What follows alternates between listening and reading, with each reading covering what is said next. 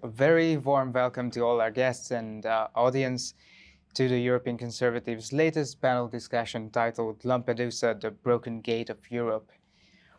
First of all, we are very pleased that so many of you have come despite this awful weather outside. And I think it further signifies that the phenomenon of illegal migration not only deserves, but perhaps even commands constant examination, while we might still have an impact on our continent's future. So first, let me introduce our esteemed guests. To my left here is Mr. Cristian Terheș, an MEP from Romania representing the Christian Democratic National Peasant Party in the ECR. He's perhaps best known for his militant activism in the parliament against mandatory vaccination. In fact, he was, I believe, in the European Union's history, the MEP with the highest fine ever for entering the parliament without a green pass. He was also one of the chief organizers of the European Parliament's International COVID Conference, but as you will see, he is quite a vocal supporter of all things conservative. And then we have Mr. Harris-Quinney, who is the longest-serving chairman of the world's oldest conservative think tank, the BAO Group. Ben worked on foreign policy in both the UK and the European Parliament, and internationally in media, publication, consultancy, in the charity sector, and was an elected councilman in the UK. Now, I think the topic of today's discussion needs no detailed introduction because the name of Lampedusa had really become a household term in all of Europe, especially in Brussels, following the events of last month. But as a kickoff, we have prepared a small video since me and my colleague, Chris Tomlinson, traveled last month to the island to see with our own eyes what was happening on the ground. So I think we should start with the video and then we begin our discussion. We are at Lampedusa and behind me is Rabbit Bay, only a few hundred meters from the spot where a Libyan smuggler ship carrying over 500 migrants sank exactly 10 years ago on October 3, 2013, resulting in the death of 263 migrants, mainly from Eritrean origin. Marking the anniversary, over 200 high school students traveled to the island in these past days. I'm here on Lampedusa, Italy's most southern island, which is closer to Tunisia than it is to Sicily. This has been the place that has been inundated by waves upon waves of illegal immigrant boats. At one point, just a few weeks ago, around 5,000 people came to this island, which has a population of only 6,000 people. Behind me here is the hotspot, where all of the migrants are taken, which only has room for 400 people, but is often at capacity or better. Sometimes up to thousands of migrants will be housed just over here. Behind me is a restricted military zone, which authorities use to disembark migrants after picking them up further away from the island. This is where they are given water and first aid by the Red Cross and put on buses to be driven across town to the migrant hotspot that's less than 2 kilometers away. By watching the procedure last night, we also learned that most of the boats that migrants arrive in are simply abandoned at sea, which theoretically allows human traffickers to come and collect them to be reused in the future. Another group of migrants has arrived. This is at least the second landing that we've seen in the past 13 hours. It's just after 2 o'clock here in Lampedusa. And here they are boarding a Red Cross shuttle that will take them to the hotspot. This is Porto Nuovo at Lampedusa. Behind me is the bay in which many of the migrant boats that come here illegally are taken by the Guardia Finanza or the Carabinieri. We learned today through Interior Ministry statistics that over 1 million illegal migrants have come to Italy in the past 10 years. And overnight, over 300 migrants arrived on the island, while there was a lull in the previous days.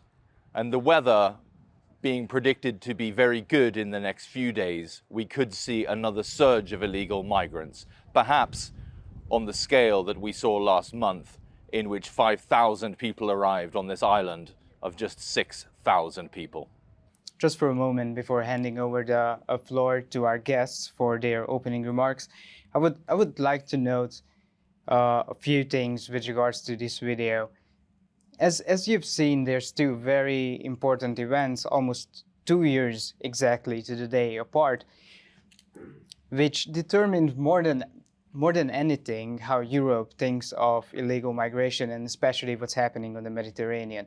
So one is the migrant shipwreck in 2013, just off the coast of Lampedusa, with hundreds of deaths, which was one of the earliest and biggest examples of the events that helped establish the public image of refugees in need of rescue and Europe's collective responsibility toward them. And the second event, 10 years later, was September 17th, last month, the day of the so-called invasion, when over 7,000 migrants arrived in the course of a single day, overwhelming the island, the authorities, the capacities. That was a time when Europe suddenly had to wake up to that reality, which it had willfully ignored for over a decade in which, as we've heard, 1 million illegal migrants entered in Italy alone.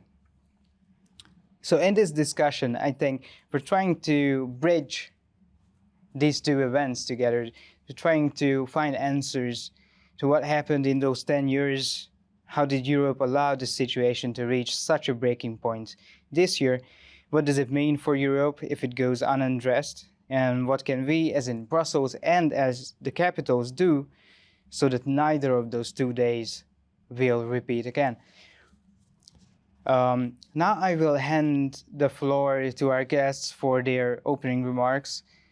15 minutes of speeches, more or less, but nobody's gonna interrupt you. Maybe if you double that. And then we're gonna have a few questions from me, and we're gonna open the floor for our audience for further questions, so feel free. First, we will start with Mr. Terheș. Thank you so much, and thank you so much for organizing this event. Thank you so much to all of you for being here, especially considering the weather outside. But I think your presence is proving the fact that more and more Europeans, people of the European Union, are concerned about the issue of migration in general, and in particular of illegal migration. What we saw just happening right now in Lampedusa in the past few weeks, months now, is just proving that we have a systemic problem in the European Union with anything that is regards to migration. I mean, we can talk about Lampedusa right now. If you go to Greece, we had the issue of the Samos Island and Lesbos and other islands that were close to Turkey. We had a few years ago a situation in Poland, for example, when many illegal migrants tried to come from Belarus. In Hungary, there was a problem when back in the days, many migrants tried, and many of them even entered the European Union through Serbia. So the issue of illegal migration, it's a constant issue that it's challenging, I would say, our external borders. The problem is, and I'm looking from the perspective of an elected member of the European Parliament, the EU institutions, instead of approaching this issue, in a systematic way and pragmatic way, look at the problem, find solutions and implement solutions, the tendency at the level of the European Union right now is to ignore the problem and wait and hope that somehow this problem is gonna go away by itself, and it doesn't. To the contrary, it's making the matter worse. Because if back in the days, I remember the situation in Hungary, for example, when Orban built that wall with Serbia, there were only a few hundred migrants that tried to enter Hungary per day.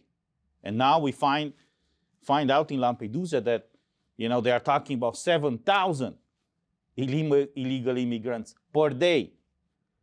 I mean, look what is happening in Poland, where they had to build walls and put the army at the border with Belarus in order to stop the inflow of illegal immigrants. So clearly we have a problem, a systemic problem that unfortunately the EU institutions and mainly the European Commission is not properly addressing.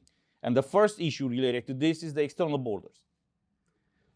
We in the EU, we have the situation of the internal borders. You know, many of the EU countries are part of Schengen, so we don't have checkpoints between countries that are part of Schengen. It's not the case of Romania and Bulgaria yet.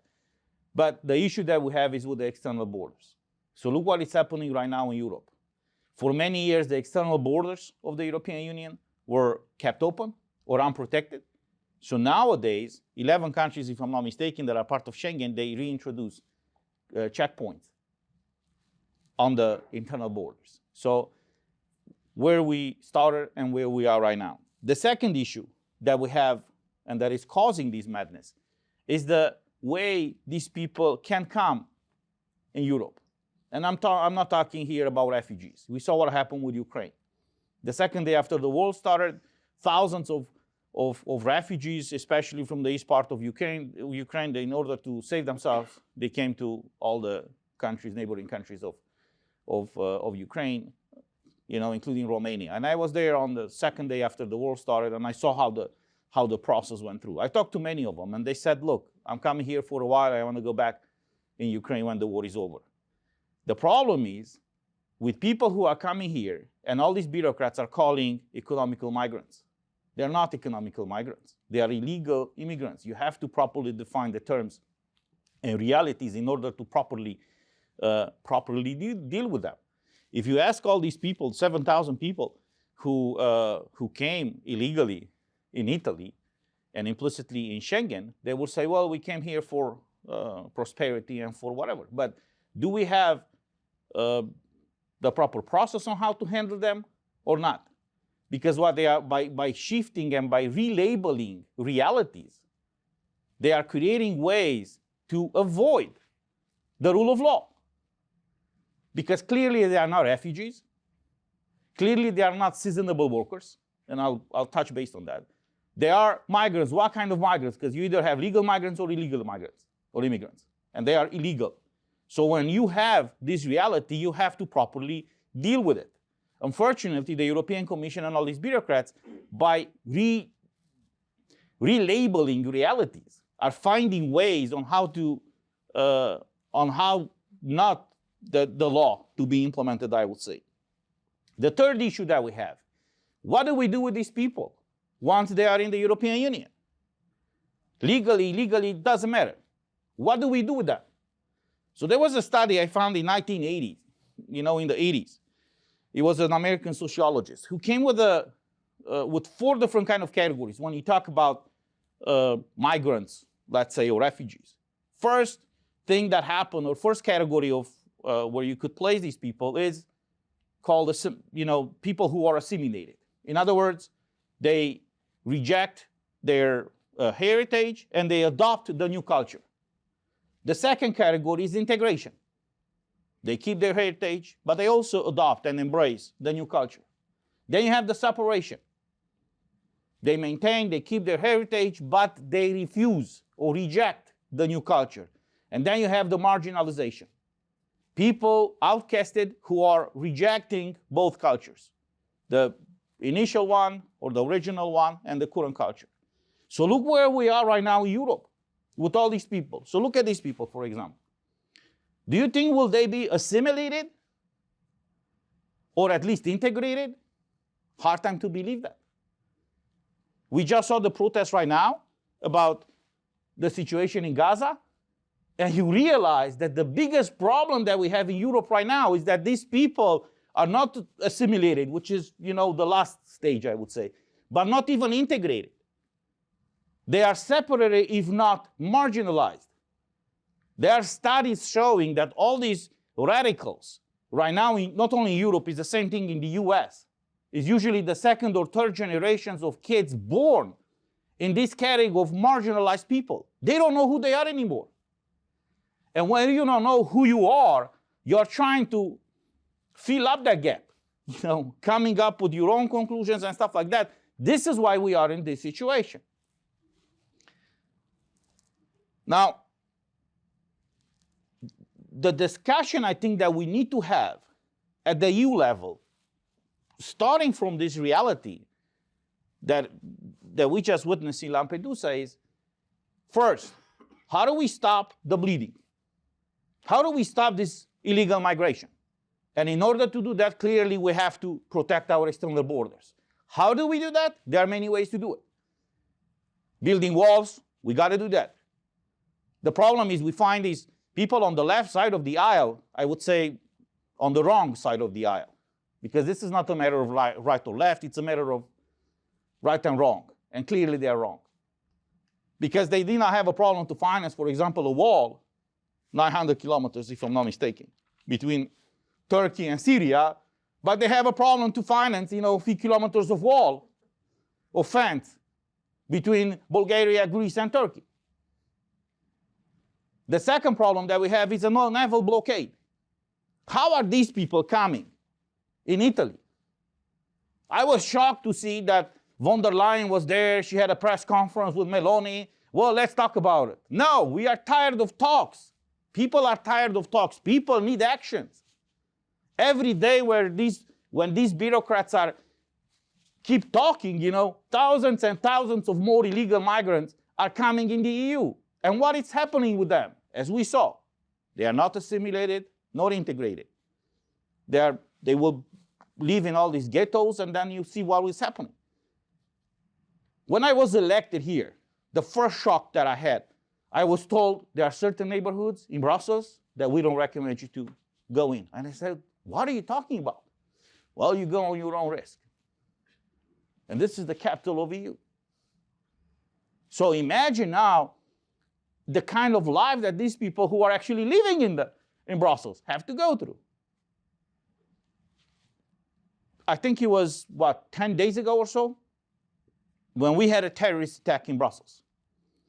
2 Swedish people were killed in cold blood by a terrorist, interestingly enough, an illegal immigrant who came here, who asked for asylum. He was rejected in many countries. He was asked to be deported, or the Belgian authorities said he has to be deported. But his file got lost somewhere. I mean, are we nuts? His file got lost somewhere, and then meanwhile he killed 2 people. Not people from Belgium, but from another country, who thought that they can come here and have their rights respected. And so now, obviously, one of these ministers resigned. Doesn't matter. The intelligence agencies, the Belgian intelligence agencies and others notified the Belgian authorities to keep an eye on this guy because he's radicalized. And they did not do anything. So it's not like finding a needle in a haystack. They knew exactly who these people, who this person is. And they did not do anything. In the meanwhile, 2 people were killed. And you know what the problem is? That we are like 10 days after the attack, and nobody talks about it anymore. It became a reality. So this is the new Europe that we want to live in, where we got killed in cold blood on the street, and nobody does anything. This is the reason why I'm saying it's not a matter of right or left. I accept, I'm a Christian. I want to be sympathetic, help people. Jesus is calling us to do that, We saw over the years, over the centuries, how the church, had done that. This is not about that. This is mainly, protecting our own people. You cannot be charitable if you get killed. This is what is happening right now in Europe. Now, there's another aspect that unfortunately, due to this left-wing mentality, neo-Marxist, whatever you want to call it, they are ignoring the cultural aspect, and mainly or inclusively the religious aspect of these people who are coming illegally in Europe. The European culture, society, the way we have it right now, with the separation of powers, with the respect for fundamental rights, is Christian-based. or I would say Bible-based, Judeo-Christian values. What is the source of the fundamental rights? It's not the fact that we had a majority in the parliament or at the UN in 1948 and they decided to acknowledge and to recognize the fundamental rights. No, it wasn't a political majority who granted us the rights. Because if we accept that premise, that means that there could be another political majority who could take those rights away from us. That was the Marxist mentality. We believe in the fundamental rights because we were all created equal in dignity, in freedom, in rights, as the Declaration of Human Rights states. But you have these thousands and millions of people that are coming from a different culture that look at the world in a different way. It's a reality. You might not be a believer. That's your fundamental right not to believe in God. And I accept that. But we cannot deny the historical fact that what we call right now the European Union and separation of powers and fundamental rights had the source in this Judeo-Christian values-based culture, I would say. So if we ignore our own heritage, because we are exactly in the same situation with the separation and marginalization, we ignore our own heritage and our own foundation, and on top of that, you have now millions of people that are coming from a different culture with a different worldview. And obviously, you cannot integrate them anymore. I'm not saying assimilate it. They can keep their heritage and all that, but integrate it. I'm coming from Romania. I remember before 1989, our dream was to find a way how to escape communism and go in the West. But we knew. I had people in my family, who did that. Once they escaped Romania, usually through Yugoslavia, they had to go in a place and wait for a few years in order for their application to be processed, either to go to Australia or to US or to Canada or somewhere else, Germany, for example. Well, they were filtered and then the country, the adopted country said, yeah, okay, we'll take this guy or not. Well, it's not happening anymore. So this is something else that we need to take into consideration. We just heard, Merkel back in the days, Meloni now, that certain economies in the EU, due to the decrease in demographics, they need people. I understand that. But you can create a program for seasonable workers, let's say, where you know exactly how many jobs you have available, what kind of people you need for those jobs, and you allow them to apply for those jobs. When the jobs are done, they can go back. But nobody's addressing this. They look at everything like being one reality, and it is not. So this is something I think that should be more often addressed, starting from these concrete case, from Lampedusa. I mean, it's unbelievable. We talk about anti-terrorism, counter-terrorism. We saw during the pandemic, since you mentioned that, I was fined by the European Parliament, a heavy fine for refusing to present the digital green certificate when I entered the Parliament. Because for me, it was a matter of principles. You cannot condition the exercise of my mandate of anything except, showing proof of the fact that I'm an elected member. That's it. But now imagine that these people, they don't have to show anything. They can travel anywhere in the EU. Once they are in the EU, in this case in Lampedusa, they can go anywhere. Who's checking these people? Who's protecting our own citizens? This is something that our own people need to understand. If you want to be charitable and if you want to be compassionate, I'm all in favor of it. But we are a society ruled by law, and that law has to be applied. The problem is, in this case, it is not. The solution going forward clearly is to stop the bleeding, that is defending and protecting our external borders, creating a process where based on the needs of every country, I understand that, where if they want to have seasonable workers, it's up to them, but they have to be accountable for all these people that they are bringing in. If you are an illegal immigrant in the EU and you break the law, you should be immediately and unconditionally sent back, repatriated. Going forward, our message has to be very clear. If you come in the EU illegally, never ever you will receive a citizenship and you will not be able to stay here and you will be sent back. It's the only way to protect ourselves, our future, our kids, and nevertheless, our heritage. Furthermore, I think it's a moment for EU to wake up and to understand that not only, I mean, what you see over there, we are under attack. I mean, look, they are all men. This is dangerous. I mean, look on all these protests that you see all across Europe.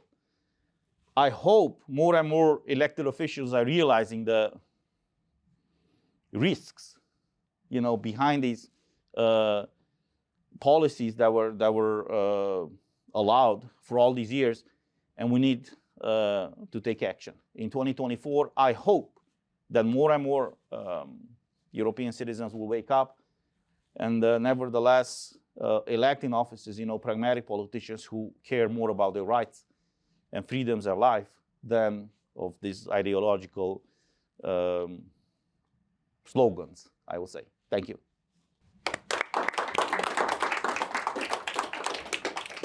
Thank you very much for this great insights into how Brussels works. And now we turn to Mr. Harris-Quinney, who's gonna talk more focused on the British case. Thank you very much. Do you mind if do you mind if I use just my voice? Can everyone hear me okay? It's just I have too much to carry otherwise. Look, thank you so much to all of you for coming. It was great to see Chris in the video, and there are some former colleagues here, which is great to see. I think the European Conservative is becoming something of a nexus across Europe, which I applaud. Thank you, Thomas, and thank you, Cristian. It's always encouraging to hear truth spoken by an MEP, however rare that is. I worked briefly in the European Parliament, and this is the first time I've been back to Brussels actually since Brexit. So apologies for the whole Brexit thing for those that are opposed, but I actually think it's a good place to start in more ways than one. So I will talk a little bit about Brexit and its relevance to the migrant crisis, our experience of immigration in Britain, and then Lampedusa and the wider European and indeed Western context.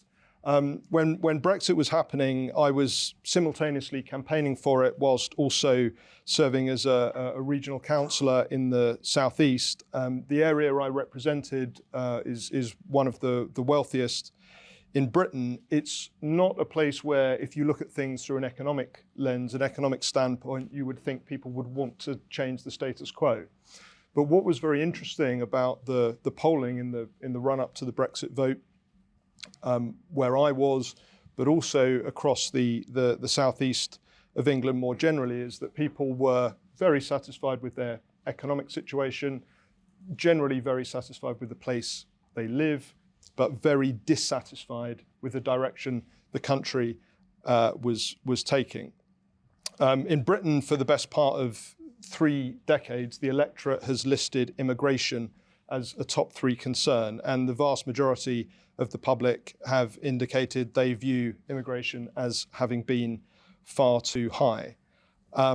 Like most in Britain, I am pro-immigration, anti-mass immigration. And mass immigration describes a phenomenon that began in the UK in the mid-1990s, in Europe, most countries more or less at the same time, some later, but it is a phenomenon that describes the situation where immigration rose almost overnight to a scale and breadth never before seen in human history. In the UK, this was ushered in by the then Labour government, predominantly in the late 90s. But whilst the incumbent Conservative government vowed 13 years ago to end illegal immigration and cut overall immigration to the tens of thousands, it is now tenfold what it was when Blair came into power in his early years. Coming into Brexit, immigration had become the #1 concern of the electorate. The key mistake the Remain campaign made in the UK was to make their campaign about economics, whereas what it was really about was identity and nationhood. As Andrew Breitbart rightly said, politics sits downstream culture, not economics in the long run. Brexit happened primarily because of a desire to reassert a British identity that had long been under attack. And as I say, the main driver of that was immigration. And Britain also never considered itself to be part of Europe, which is not in opposition to Europe, or certainly not individual European nations, but rather it is part of our identity that we are a nation apart. And in fact, I don't think that is untrue for many European nations. You cannot control immigration or restore nationhood while the liberal establishment are in charge. That will not happen. And what we did with Brexit was remove only one layer of that establishment, which was the European Union, but this was still an essential act. And the first unacceptable thing I will say here in Brussels is that you therefore cannot control immigration from within the EU. You either need to significantly reform the EU back to a trading bloc, or you need to leave. And I've had many conversations with representatives from countries in the Visegrad group, for example, who said the EU are vandals, the EU are crooks, the EU are tyrants. And I say, well, so you've got to leave then. And they say, impossible. But unfortunately, it is going to be that starker choice. It is between that or the loss of nationhood. And I think democracy and accountability is the key pathway to solving the immigration issue, because I believe it to be absolutely necessary that each nation independently reflects the will of its people on the topic of immigration. And as such, no UN treaty, no EU ruling should ever trump what the people want. Once a nation adopts that policy, that we're going to listen to the people on immigration and we're going to implement policies that reflect that, the biggest step towards dealing with the immigration issue is solved. If we accept that a multiracial society can work, but a multicultural one cannot, then we accept that we are living in the midst of collapse, which requires urgent and radical change, at a level some indeed dismiss as impossible. That's not to say a well-functioning society can't have small elements of other cultures, but the multiculturalism we are seeing sweep across Europe and bed in now is nothing short of a bottom-up apartheid, where many different isolated cultures exist within a nation, and increasingly none are dominant, including that of the host nation. A modern multicultural society, in my opinion, is not a society. It exists as various enclaves, hostile to one another and often to the host nation, which ticks over okay in times of economic plenty, but inevitably fractures at any significant hardship. And I so happen to be accidentally caught up in the events that occurred in London over the past few weeks, and I think just as significant as Lampedusa is the reaction to what has happened in Israel, the way that has been reacted to in European capitals. I did not intend to go and see the protest. I didn't even know the protest was on. I was trying to see Michael Caine's last film in central London, and I got caught up in the protests. And I believe in freedom of speech as an absolute, but what I saw and heard during those protests, even someone that looks at this stuff regularly, found extremely shocking. There were things I saw and heard that would not have been out of place in Nazi Germany.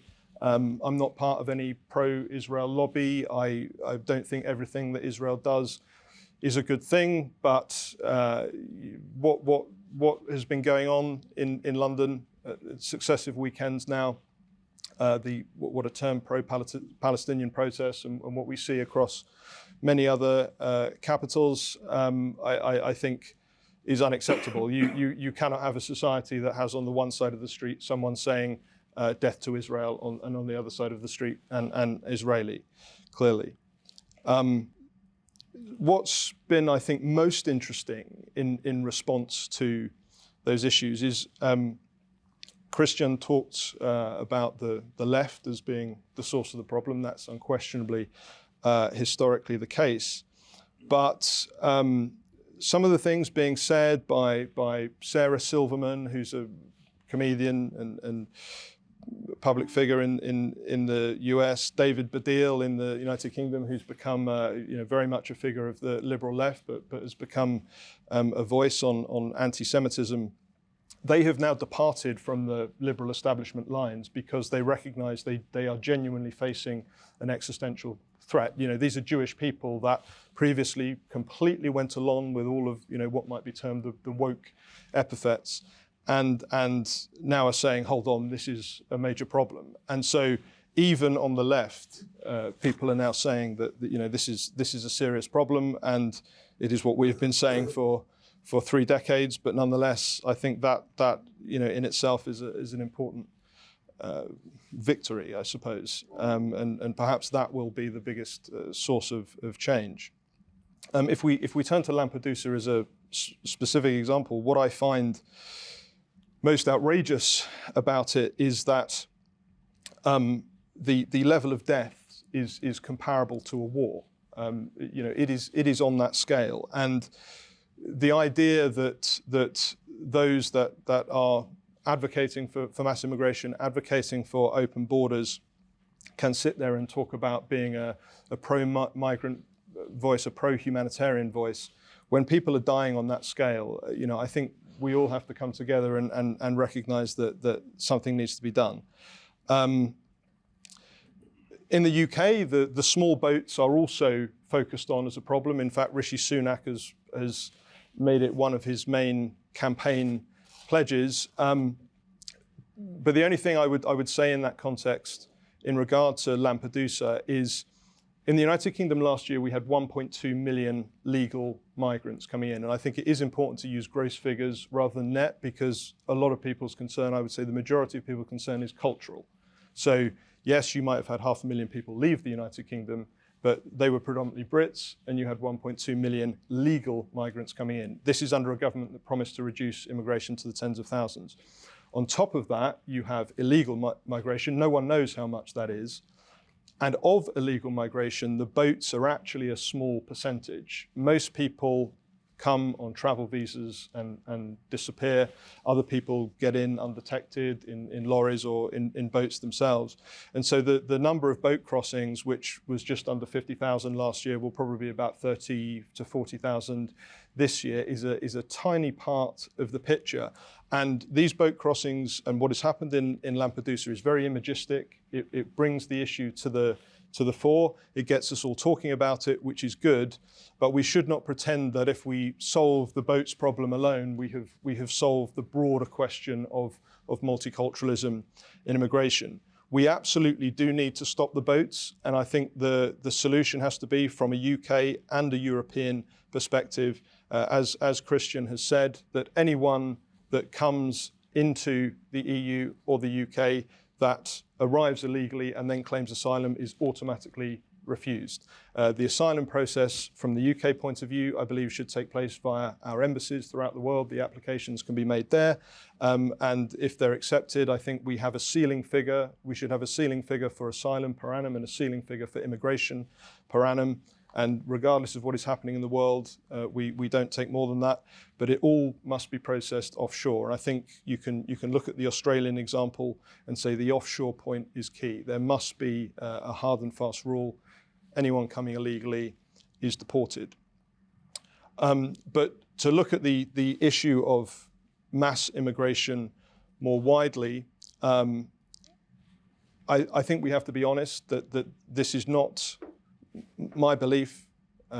People don't say it that much, but my belief is that this is not an organic phenomenon. This is something that is being imposed upon Western nations, and this is true of so many issues. The green agenda, the LGBT agenda, this is not something that all happen to occur at the same time all across Western democracies. This is something that is being used to change our societies and to change our civilization by those of nefarious means. So as I say, You can't do anything while the European Commission is in charge. You can't do anything whilst establishment politicians are in charge because they're signed up to a different agenda. But if you can address that, if you can either reform the European Union or you can leave the European Union and you can bring about government in your country that recognizes the needs of the people, that's the first step. The second step is, I think you have to make citizenship a lot more difficult to attain. So it's not just a question, of course, of turning up, but it's also not a question of coming here even legally or coming to the UK even legally to work and then assuming you have full rights of citizenship for the rest of your life. So the citizenship bar has to be high, but once that bar has been reached, I think, again, the solution is democratization. Because if you listen to the public in Britain, we never had mass immigration and we won't have it going forward. If you listen to the public, at least in the Visegrad nations, the same is true.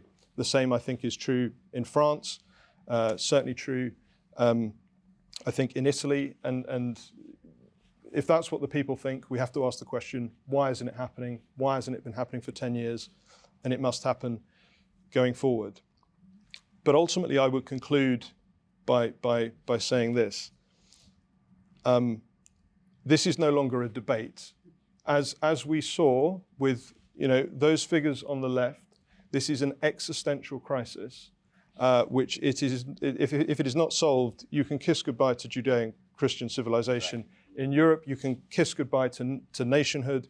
In fact, many of us will, and this is the idea of displacement, many of us will probably become migrants ourselves in looking for an escape of what has become of Europe. I know a number of Jewish people who are saying this, who are saying we have to leave. We are not safe here anymore. And I think in the context of history, that is a disgrace that we all have to bear the responsibility for.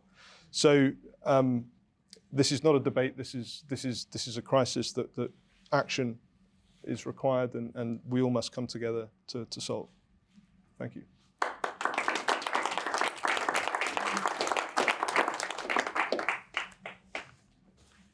Thank you, both of you, for these very interesting speeches. I would love to listen to you all day. But before we unpack a few things here, I'd like to tell you a bit about what we saw, Chris and I, in Lampedusa. So when we arrived, we saw a very, very different island than what we expected. There were no migrants in the town, no migrant boats in the harbor. There was, apart from one or two armored police trucks and military trucks, there was almost no indication of the chaotic scenes that happened just 2 weeks prior. So we realized that this was a story in itself. This was a story of two parallel Lampedusas. Because what happened is that because of that day, because of that week and the outrage that followed and the heavy protests on the streets, they changed the whole procedure. So now what they do is they don't let any boats into the harbor. They dispatch Coast Guard ships to meet the boats out a few miles in the sea. They take aboard the migrants, leave the boats there, which everybody knows that most of those boats are going to get picked up by the traffickers and reused later. And then they take the migrants into that well-guarded and restricted military zone, which is a pier on the far side of the harbor. They load them onto buses almost immediately, and they take them to the hotspot. And then from the hotspot, they take them to ferries daily that distribute them into migrant centers throughout Italy. So basically, they do everything to hide the numbers from the locals, from the tourists, to minimize every contact between these two groups. We even went to the hotspot. We tried to enter. It was very heavily guarded. They told us that now you can only enter with a permit from the internal ministry, and they no longer give those out for journalists. Only very, very specific cases, and you have to be connected with the Italian state media. So we couldn't really see what was happening inside, but we talked to the Red Cross personnel who was in charge of the hotspot. They told us that legally migrants can leave the hotspot and go to town anytime they want, but they do everything to keep them there by providing food and entertainment and everything they could need. So what we saw is that Italian authorities doing everything they can to provide a solution that's not a solution. I sensed that there was a metaphor there. Just like in Lampedusa, Brussels is not providing a solution, but merely masking the reality of the problem. And of course, I mean here is the Migration Pact, which is Europe's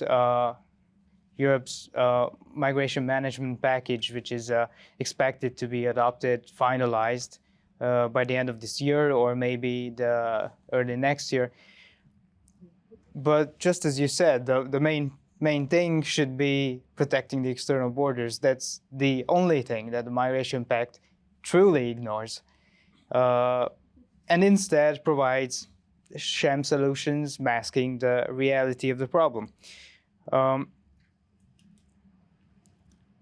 In the couple of past months, I was started to get a bit more optimistic. First, we had Home Secretary Suella, I think very bravely recognizing openly that the failure of multiculturalism.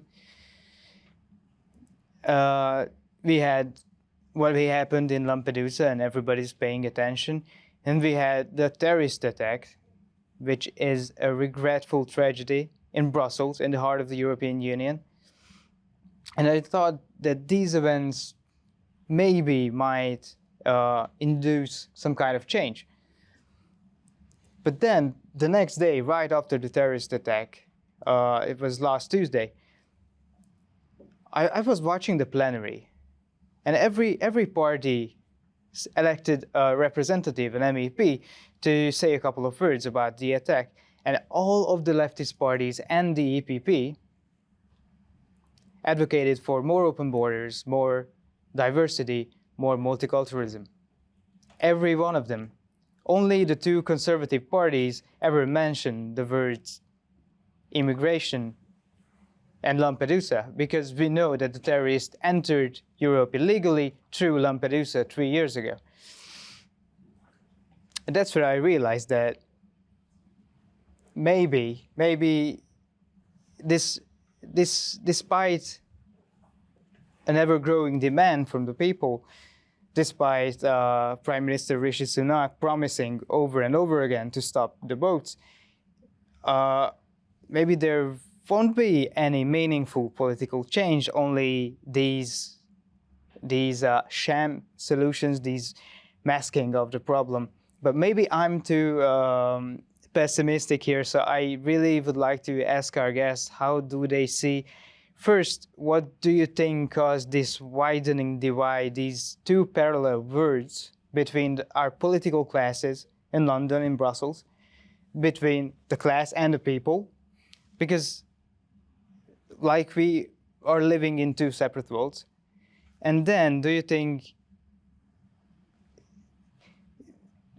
we can expect any meaningful change, or are we going to stay on the level of the Lampedusa style of solutions of the things, unless we reform our system or reform our ruling class? Thank you. Very interesting points and questions. From my perspective as an elected official, I was paying close attention to what they said in the plenary, and I have to tell you that as a citizen now, not as an elected official, when I hear an elected official, when you have a crisis like this, or a situation like this with a terrorist attack, or the situation in Lampedusa, coming publicly and say, oh, we feel sorry, oh, we pray for the victims, it's driving me nuts. Because these people were not elected in these offices to pray or to feel sorry for other people. If you want to do that, you go to church. I'm serious. They were elected in these offices to take actions, to avoid these problems from happening, and if they are happening, to stop them from happening again. And they haven't learned anything out of this. It's absurd to see Ursula von der Leyen and Metsola and all these left-wing parties, Let's have a minute of silence. I agree with it. We pray for all these victims. But what do you do? What do you do to stop it, and to fix the problem? Because you're either part of the solution or part of the problem. And clearly, these people are not part of the solution. They can't even envision a solution because they are not acknowledging the problem. The second problem, or the second issue, we are 40, 50 years behind the left. When these people started to indoctrinate generations over generations, we ignored that. We ignored the universities, we ignored the courts, we ignored the civil society, we ignored the media. That's the reality. So they have, if you look back, 50 years at least, not of education, but of indoctrination. And they do that now. If you look carefully, they started with universities, then went to high school, then to general school. Now they go to kindergarten. So they teach kids how to do oral sex and anal sex and masturbation and stuff like that in kindergarten. Are we nuts? Are we going to allow that to happening? But this is how they do it. Because this is a cultural warfare before anything. And if we are not countering this, we are losing the battle.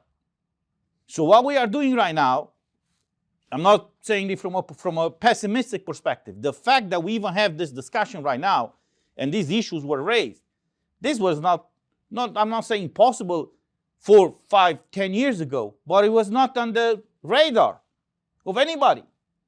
The other people were indoctrinating all these, newer generations, and us on the other side did not do anything. The third problem that we have is changing the narrative. Right now, what we are doing, we are speaking and talking in a frame, I would say, set up by them. He who frames the argument wins the debate. It's a rule in the rhetoric classes. So the question here is not if all these people who are trying to come from various places have the right to come or not. That's not what we are debating here. What we are debating here is, do we have a country anymore? Yes or no?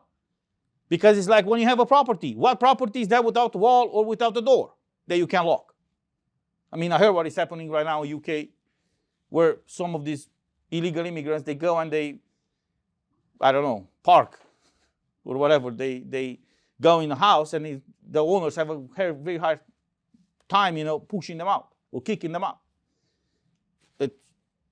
It's a reality, apparently. So we have to understand the situation where we are in right now. And we have to be the one providing the solutions, because beyond these false narrative, for example, promoted by the left, if we explain to people exactly what is happening, they are reasonable enough to understand. But we also need to make sure that we are educating the next generations, educating to respect their countries, their nations, to respect the fundamental rights, and to understand the challenge that we are faced with. Nevertheless, I look at the game. You mentioned EPP. Look how the media is playing this game of labeling. For many years, they said, EPP, this center group. You know how they label the group now? The conservative group. Really? I think it's 3% out of their votes, where their votes match our votes. We are in this mess in the EU, mainly because of EPP. Because we got to the point where two groups, the communists, the so-called left group, and the Greens, are the groups in the parliament that were setting the agenda. So we, on the other side, have to counter that by explaining exactly what we've done here. And, for you, the journalists, you have to set the record straight. Look at what they say. Look at how they vote. And there's clearly a discrepancy between what they say and what they vote. Thank you. Thank you. Well, just picking up on your point about what is going on in schools and universities and the decades of indoctrination that's taken place. What's particularly interesting in the United Kingdom is a large quotient of those that are most skeptical about immigration are from immigrant backgrounds. And in some cases, in many cases, in fact, are immigrants themselves. And that's because where they come from, they didn't have the indoctrination. I worked very closely with a Slovakian colleague who was a migrant to the United Kingdom who said, "What have you done to London? What is happening here?" So often when we enter the debate on immigration, we are not facing migrants, many of whom are on our side of the debate. We are facing those that I would say have been indoctrinated by cultural Marxism. It's now termed woke. Those are the biggest source of opposition. And the big problem, as you alluded to in the European Parliament, with getting anything done on immigration is not the left, it is the so-called right. That is certainly true in Britain. It is certainly true in Europe. And to touch on Suella Braverman and what she said, the first person in the Conservative Party of any prominence that said multiculturalism has failed was David Cameron in 2009. He was in government for 6 years. I didn't see him do anything about it. I saw him only hike immigration levels rather than deal with them. And it so happens that Suella Braverman was involved in the Bow Group not that long ago, and she was on the liberal side of the Bow Group. Now, of course, anyone can change their minds, but if you look at the history of what the Conservative Party has said and what the Conservative Party have done, they are two not only different things, but completely opposite things. As with the EPP in the United Kingdom, the current Conservative government are called far right by a lot of the media. This is the most left-wing government in British history on tax, on spending, on immigration. If you don't look at the rhetoric and you look at the data, it is unequivocally the most left-wing government in British history. And we can see those examples of similar establishment Conservative parties throughout Europe. So again, you have to remove the liberal establishment, many of whom dwell in the so-called Conservative parties. You have to either reform those parties or bring about new parties, and you know, we are seeing hopeful signs of that across Europe. In terms of the thoughts and prayers point, you know, that seemingly we are paying people to say, another very common comment is, it's shocking what's happened. We're all shocked by what's happened. No, it's not shocking. It's not shocking. It's like saying, you know, the house is on fire, I set it on fire, I can't believe it. Well, you know, if you have mass immigration for decades, if you import people that hate your country, if you not only don't encourage them to integrate, but encourage them not to integrate, as I say, you have a bottom-up apartheid. And it's not even the case in the United Kingdom or most countries that you have two competing cultures. You know, that we have the traditional British culture, and then we have one other competing culture. It is many different cultures that are often all at each other's throat before they get on to the centrality. So we cannot let people get away with saying it's shocking when all we are seeing is the consequences of their actions. They have to be held to account for it, and they have to be replaced because of it. Thank you.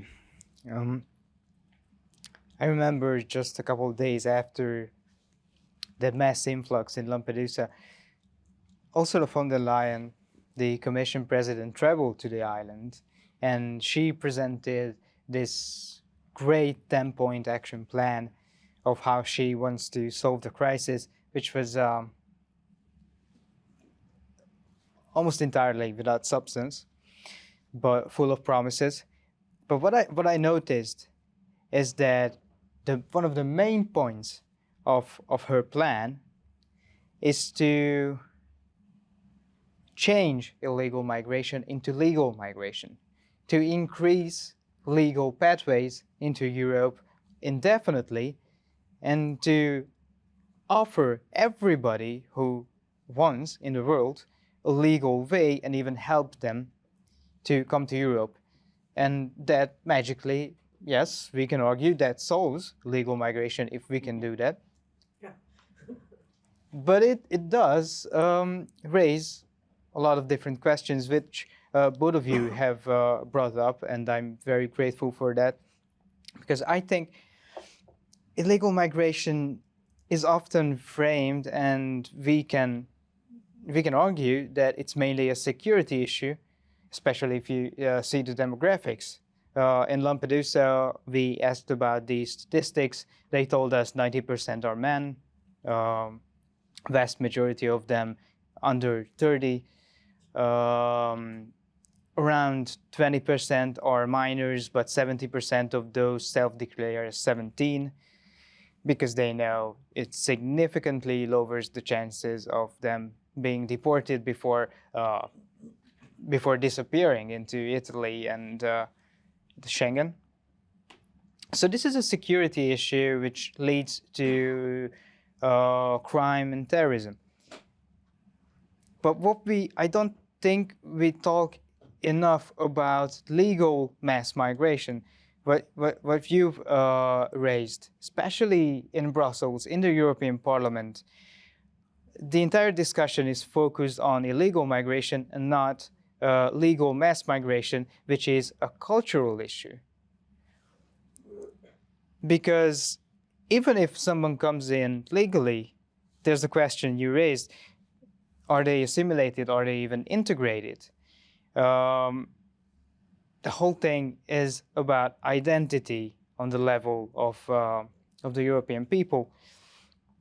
And yet, it seems that even on the right, even on the conservative right, the issue of legal migration remains some kind of a taboo. What do you think? There is not enough, or do you think I'm mistaken and there is enough discussion about it? Or how do you think we should address this issue without opening us up for different kind of attacks from the left ideologically? Very good point. And while you were making your comment, I remember something. We had a debate on a similar issue in the parliament. The biggest problem that we have in the EU and the Western world in general is, and I quote, the compromise. Because the West and more, in our case, politicians, do not believe in absolute truths anymore. They think that everything is negotiable. So if everything is negotiable, and implicitly there's no absolute right and wrong, then everything is up to debate. I was one of the the shadow rapporteur on the COVID report in the parliament. So when we were debating on certain amendments, for example, they always, or some of them accused me, well, it's so hard to reach a compromise with you. And I said, to compromise on what? On people's rights? So let me ask you, how many rights do you want me to compromise on in order for you to accept the compromise? There are certain things that are either wrong or right. There's nothing in between. So for many years now, for decades, the mindset of all these politicians is to reach a compromise. So when you reach a compromise, you get to this situation that we are in right now.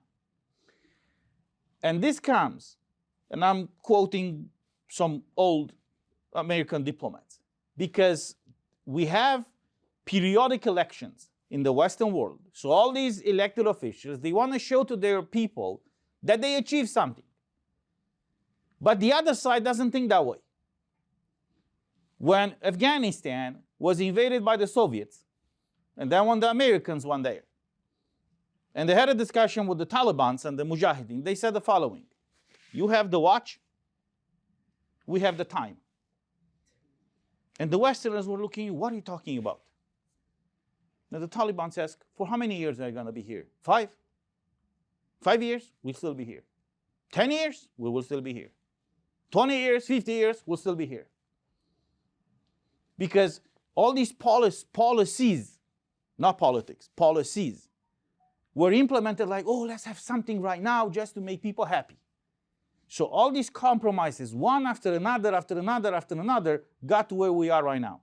So I think the biggest problem, and I'm glad that more and more people are waking up, us on the right side of the aisle, not only that we are on the right side versus left, but we are right versus wrong. So us on the right, we have to stick with principles. We have to tell people, look, this is who we are, and we are not going to compromise on these things. It doesn't matter what. Obviously, at the beginning, you might not have a majority. No problem. Because we think in perspective. Not from 1 year to another to win another seat. But if you keep educating people who you are, what you stand for, and that you hold your ground, I am sure that we will have a majority or enough people to stop this madness. Because if the other side, for example, is pushing for mass migration, as they do right now, because they have this idea, objective, to wipe out nations and stuff, it's another discussion for another topic, maybe. But if you know what their objective is, what they are doing right now is just a way to reach or to achieve that objective. So once you know that, why would you compromise?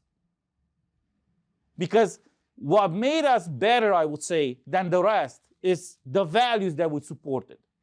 When you compromise on your values, you don't have the upper hand, I would say, in this debate.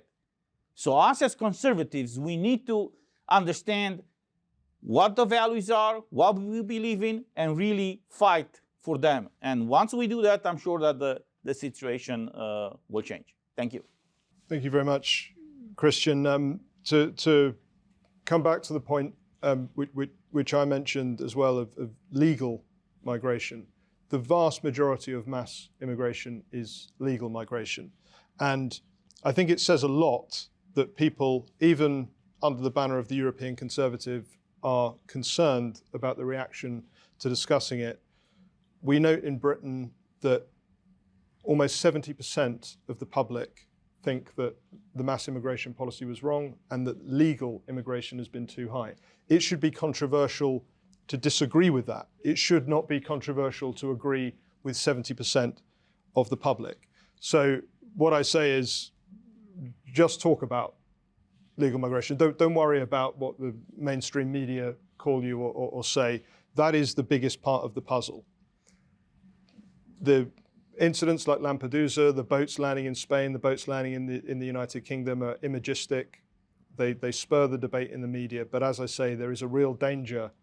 And this is what the Conservative government have done in the United Kingdom. They focused on illegal immigration and pretended that that is the principal area of public concern, and that is the only thing that needs to be solved. The majority of what needs to be solved is legal migration. But of course, when it comes to illegal migration, the solution posed also by the Conservative Party in the United Kingdom is, well, we are going to accept many of these people as legal. So again, that solves the problem. So they're in a 4 or 5 star hotel at the moment, and then they'll be given a house when they become legal migrants. If they need one, if their financial position is such. And even if you get beyond that point, many on the other side of the debate say, well, yes, but in the United Kingdom now, 90% plus of illegal migrants that claim asylum are accepted. That means that they are genuine. No, that means that the government is not reflecting what the people want. And I appreciate you've taken a stance on vaccine passports, but how about we start with passports? Because most of these people don't have even passport. So I can't go to some countries without a vaccine passport, but they can travel the world without a passport. Of course, it cannot be accepted. But again, to labor the point, I come back to the issue of the EU. You mentioned the Taliban, who said that we will simply wait you out. Well, that is the attitude of the European Union. When I'm speaking to the Hungarians, when I was speaking to what is now probably the former Polish government, I said, this is why you have to leave, because they will simply outweight you. They will simply outlive you. And they think in the European Commission, the European establishment, they think decades into the future. And decades into the future, these governments won't be there. So I can only come back to the point that the first solution must be, in Europe, the first solution must be dealing with the EU, either by leaving or reforming to an extent that it is nothing like what it is now. And yes, I also agree that the next step is challenging the phony conservative parties and ensuring that at least they represent the will of the people. Well, thank you so much. Now I would kindly ask the audience, invite them for questions, and I already see a gentleman there. I just wanted to add that please indicate if you have a specific question to one of our guests, or if you want both of them to reflect on it. Having seen the response to the attack on Israel throughout Europe in the last 2 weeks, I kind of think that pessimism might be too optimistic a word in the current circumstance, because it has been truly shocking to see hundreds of thousands of people coming out onto the big cities throughout Europe, not in Hungary, by the way, I noticed, but throughout most European cities, in support, effectively, of a terrorist, ISIS-style murdering organization. And after several generations of multiculturalism, this is what we've come to. You know, that there are young people, young white middle-class people who have no connection at all with the Middle East, who are confident enough to come out and accuse Israel of being the perpetrator of its own problems. And I think this is a terrible moment. And there are certain times when events happen which illustrate, which like lightning show you the outline of what's going on under the surface or even on the surface of our societies. And I think that, you know, all of us, in the past, I've been very favorable to legal immigration, but I think mass migration into Europe, combined with multiculturalism, is a terrible thing which has now to be completely opposed. It's a very good point. And conclusion about the issue of this protest.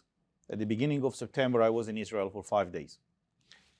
And I went in the West Bank, and the main reason why I went there was to see the situation of the so-called books that are printed by the Palestinian Authority that allegedly, as we were told, include certain messages, pictures, stories on how to educate future generation of Palestinian kids, not only to hate Jews, but to kill Jews. So when I heard that story for the first time in the parliament in the month of January 2023, I was like, I mean, if this is the situation, it's pretty bad. I gotta go and see it with my own eyes. So I met with many officials, I would say, Israeli officials, European, American, NGOs, journalists, whatever. Some of them were actually in a denial, saying, well, it was the issue, but it's not anymore. Then one of the NGOs reached out to me and said, here's a book. And in that book, printed in 2023, there was the image of a woman called Dalal Mughrabi, who in March 11th, 1978, hijacked 2 buses along with like 10 other terrorists. And when they were surrounded by the Israeli authorities, they blew themselves up, killed 38 Israelis, including 13 children, and 70-some were wounded. So imagine now that we are in 2023, and that event happened even before I was born. How many generations of kids, of Palestinian kids, were not educated but indoctrinated in the schools that we support? We and the Americans and many others, but I'm talking about EU right now. So what do you think a kid, that was a literature book for the 5th grade.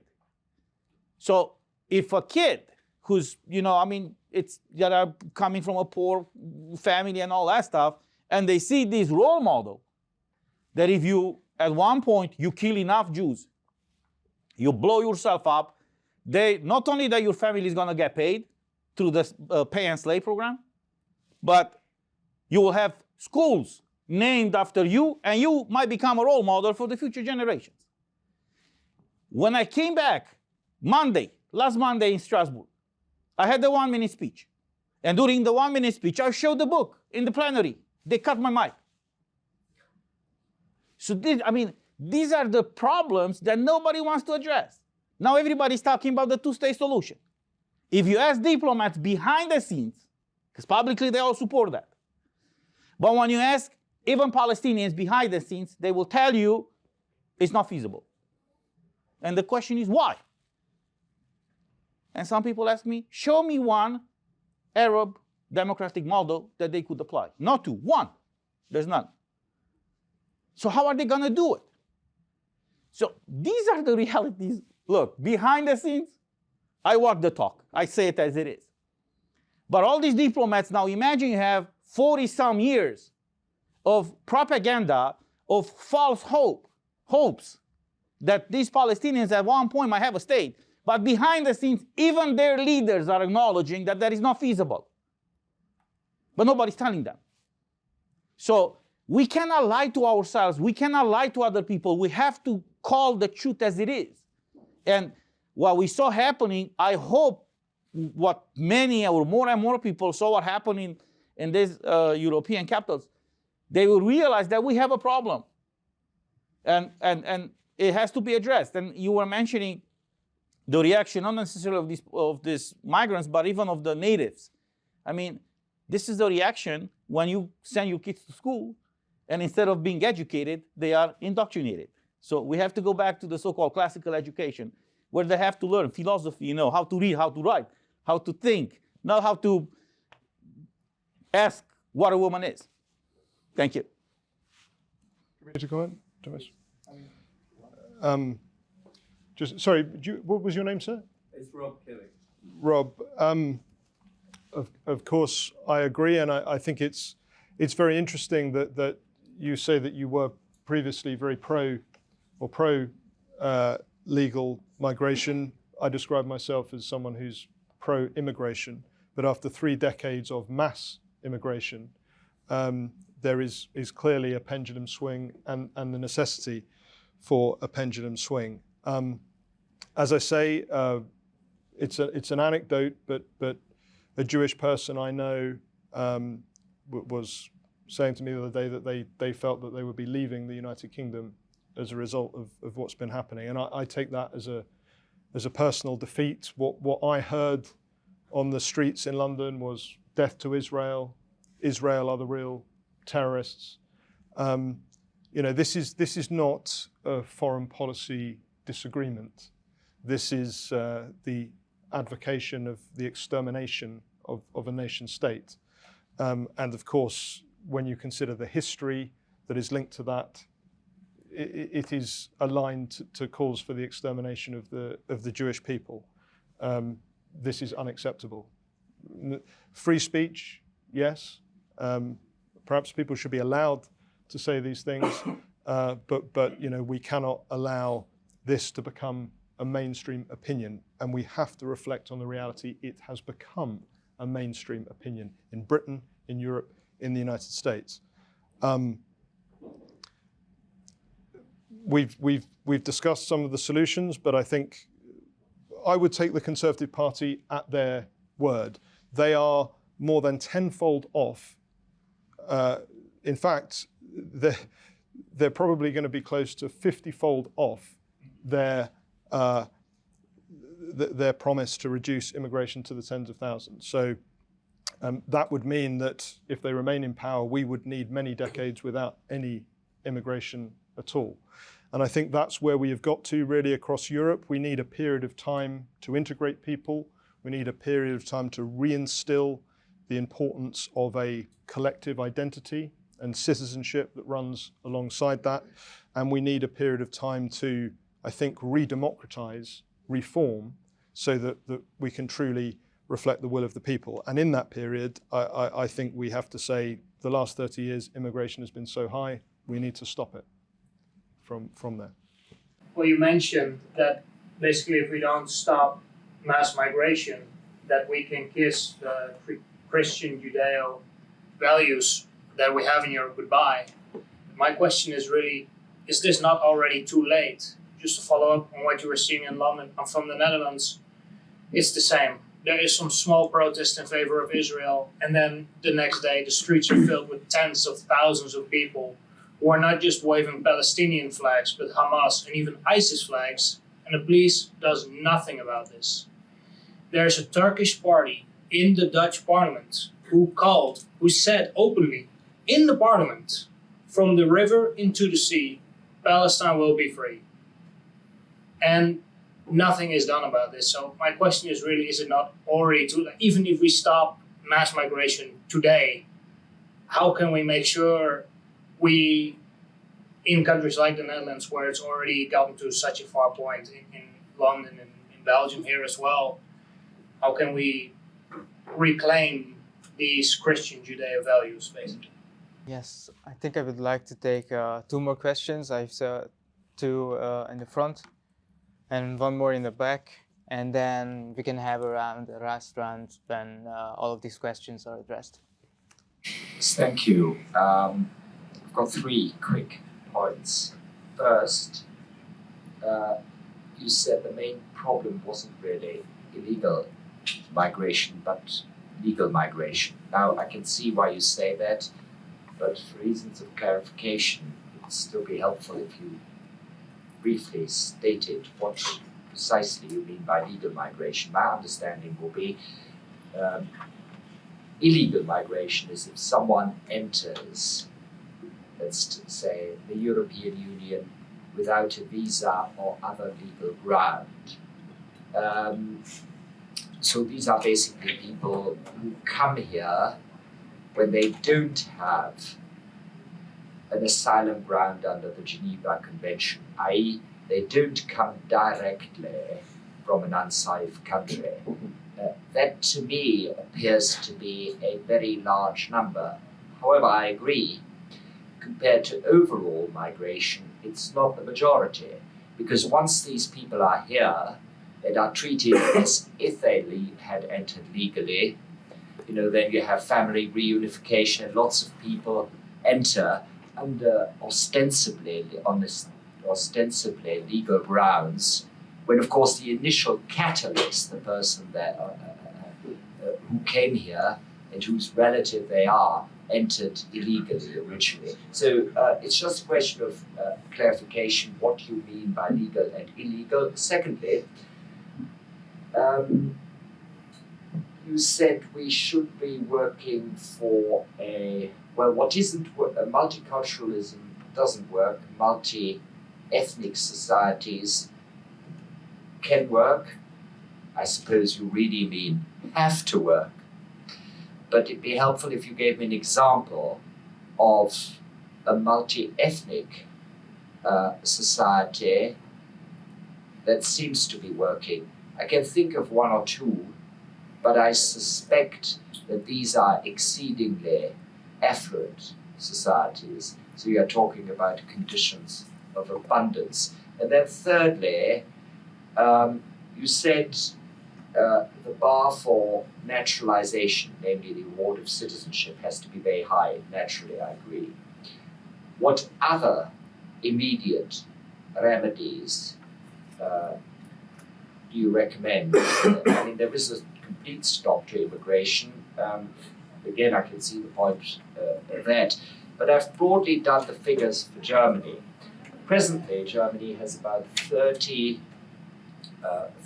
of the German population is partly or wholly of foreign descent.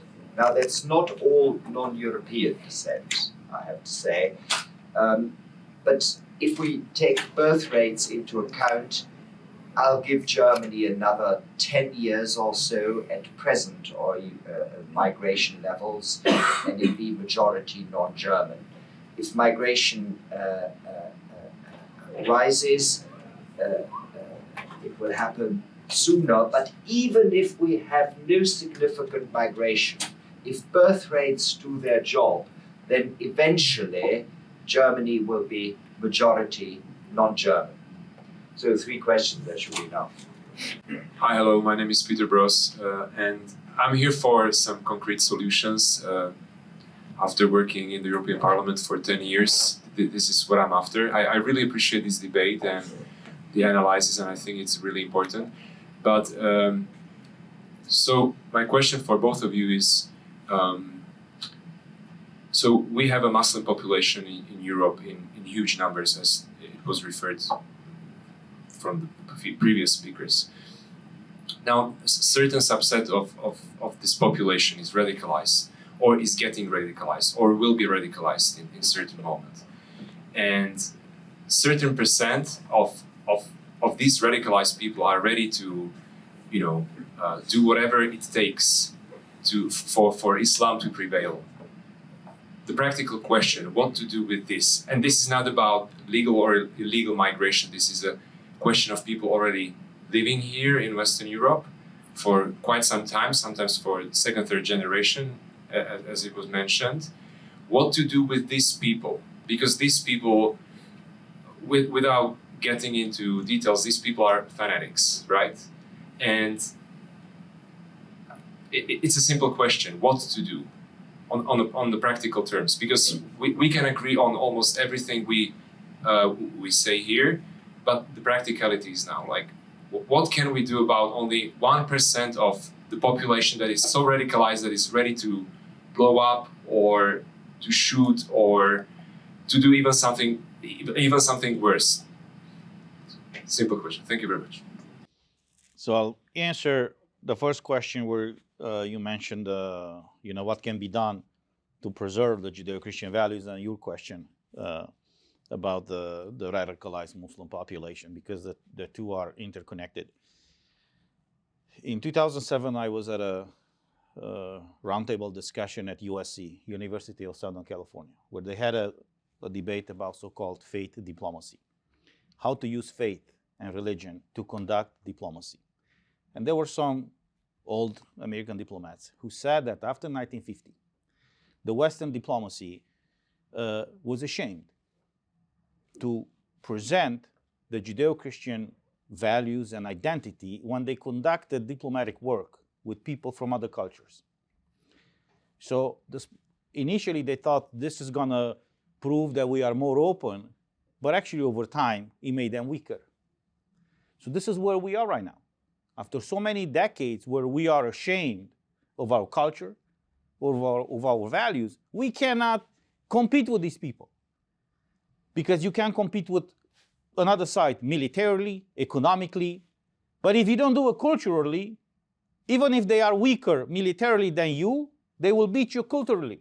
And that's where we are right now. We have to go back to basics. We should not be ashamed and afraid to share our values and to proclaim our values. Pope Francis just had a statement a few days ago. Finally, they realized that you cannot impose certain Western values, like the democratic values, to societies, he said, that do not embrace them. But it's not a matter of embracing them. It's a matter of educating those societies.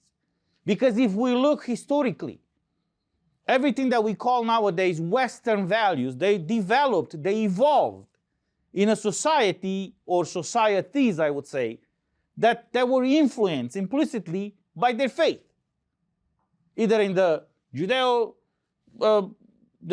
society or the Christian society over here. We cannot ignore these facts. Everybody's talking, for example, about the separation of powers. You find that in the Bible. When Moses left Egypt, you talk about equality of rights, you'll find it over there. So nowadays, nobody's talking about these values anymore. So as I said earlier, you have those 4 stages. Assimilation, integration, separation, and marginalization. So you have now a lot of people that clearly they cannot be assimilated because you don't provide them any counter-cultural arguments. They cannot be integrated for various reasons. So they are either separated or marginalized. And when you have these people, there's no void, there's no vacuum, cultural vacuum. If you don't provide a solution to this, there's not going to be an empty space. Somebody's going to fill out that space.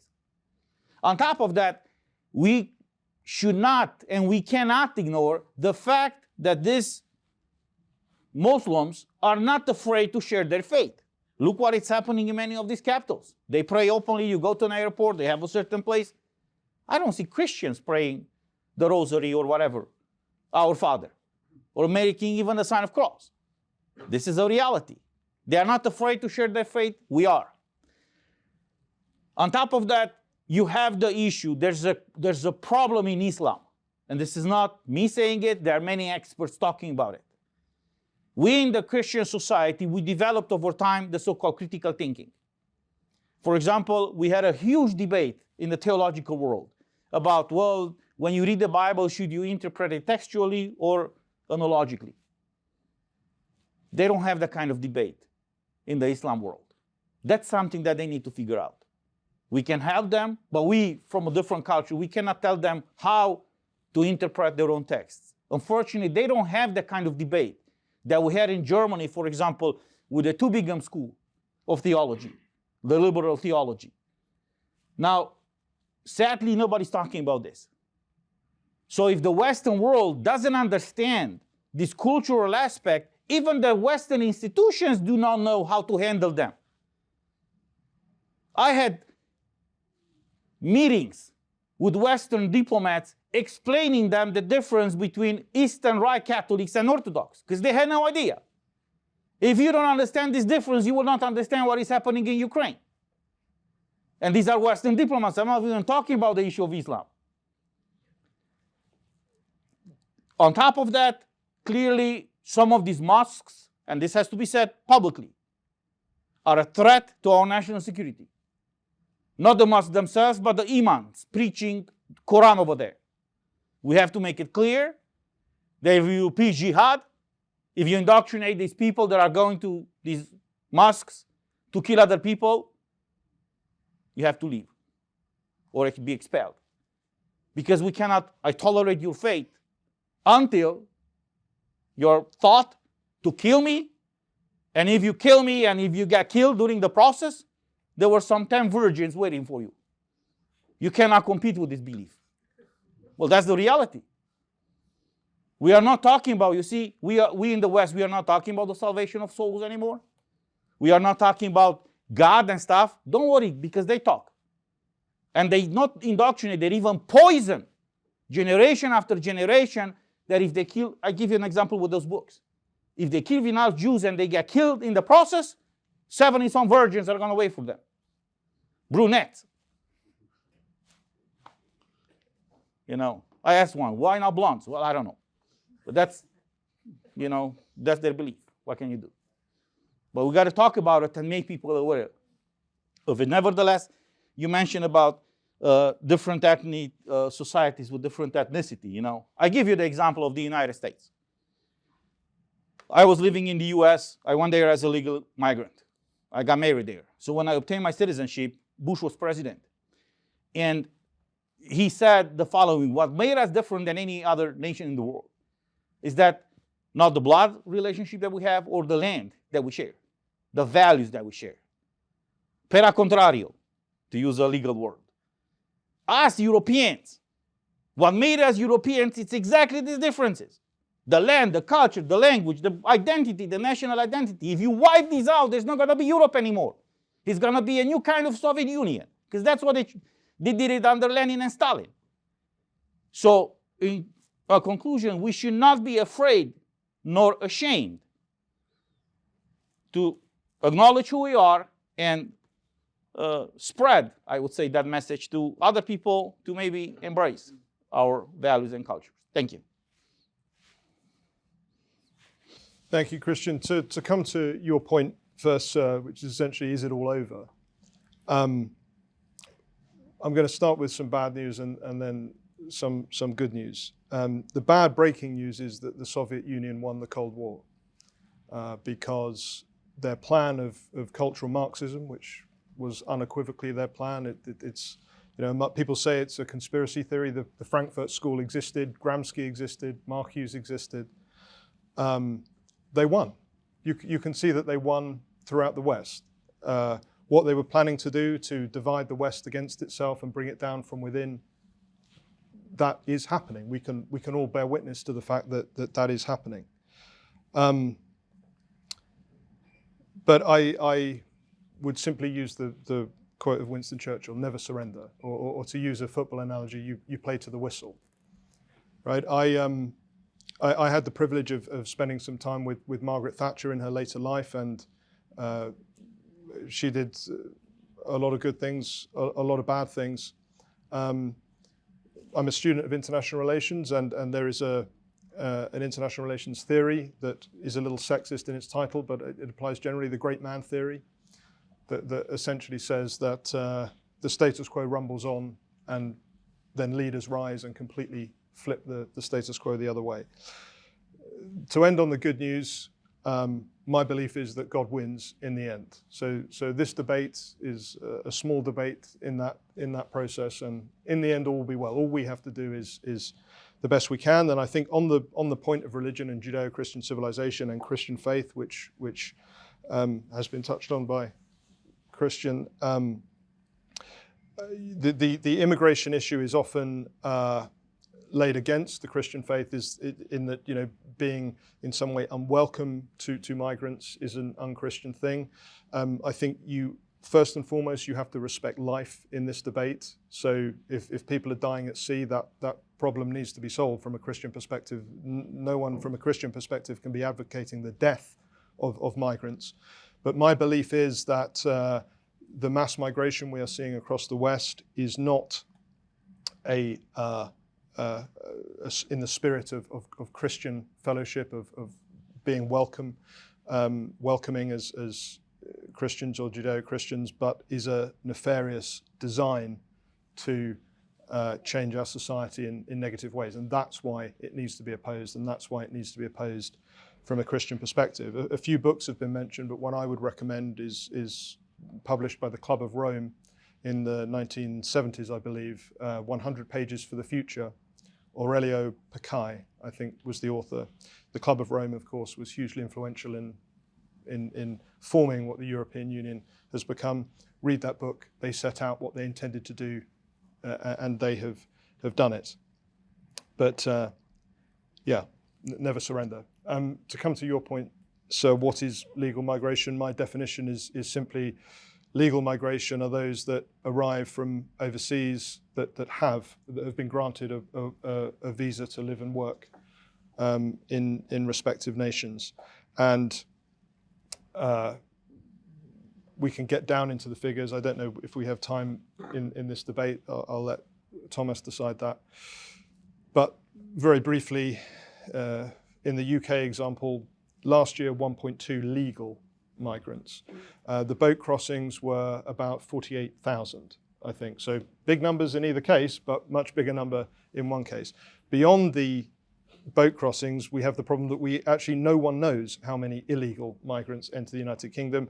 I think it's likely to run into the many hundreds of thousands, but it's probably not more than 1.2 million.